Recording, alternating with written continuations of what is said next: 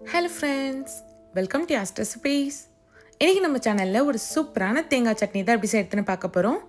நிறைய varieties of தேங்காய் சட்னி இருக்குது, ஆனால் இந்த மாதிரி ஒரு வாட்டி ட்ரை பண்ணி பாருங்கள். டேஸ்ட் அவ்வளோ சூப்பராக இருக்கும். இது இட்லி, தோசை, வடைன்னு எல்லாத்துக்கும் டேஸ்ட் அல்டிமேட்டாக இருக்கும். வாங்க எப்படி செய்யறதுன்னு பார்க்கலாம். மிக்ஸி ஜாரில் 1 கப் அளவுக்கு தேங்காய் எடுத்துக்கோங்க. இது கூடவே 3 ஸ்பூன் பொட்டுக்கடலை சேர்த்துக்கலாம். தேங்காய் தான் அதிகமாக இருக்கணும். 1 ஸ்பூன் வேர்க்கடலை சேர்த்துக்கோங்க. 3 சின்ன வெங்காயம் சேர்த்துக்கலாம், ரொம்ப சேர்க்க வேணாம். 2 பல் அளவுக்கு பூண்டு சேர்த்துக்கலாம்.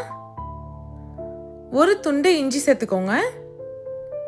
ஒரு சின்ன நெல்லிக்காய் சைஸ் அளவுக்கு புளி சேர்த்துக்கலாம். இப்போ காரத்துக்கு ஏற்ற அளவுக்கு பச்சை மிளகாய் சேர்த்துக்கோங்க. நான் ஒரு 2 பச்சை மிளகாய் உடைச்சிட்டு சேர்த்துருக்கேன். கொத்தமல்லி தழையோட இந்த தண்டு பகுதியை மட்டும் கொஞ்சமாக சேர்த்துக்கலாம். இப்போ தேவையான அளவுக்கு உப்பு சேர்த்துக்கோங்க. நான் 1 ஸ்பூன் உப்பு சேர்த்துருக்கேன். ஃபஸ்ட்டு இதை நல்லா பல்ஸ் பண்ணி எடுத்துக்கலாம். இதுலேயே உங்களுக்கு தேவையான அளவுக்கு தண்ணி சேர்த்து இதை நல்லா ஃபைன் பேஸ்ட்டாக அரைச்சி எடுத்துக்கோங்க. பாருங்கள், சட்னி அரைச்சி எடுத்தாச்சு.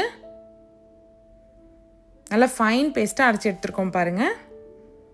இதுலேயே தேவையான அளவுக்கு தண்ணி சேர்த்துக்கோங்க. சேர்த்துட்டு நல்லா மிக்ஸ் பண்ணிவிடுங்க. இந்த சட்னி தண்ணியாக இருந்தாலும் நல்லாயிருக்கும், கெட்டியாக இருந்தாலும் நல்லாயிருக்கும். தாளிப்புக்கு 2 ஸ்பூன் எண்ணெயை சூடு பண்ணி வச்சுருக்கேன்.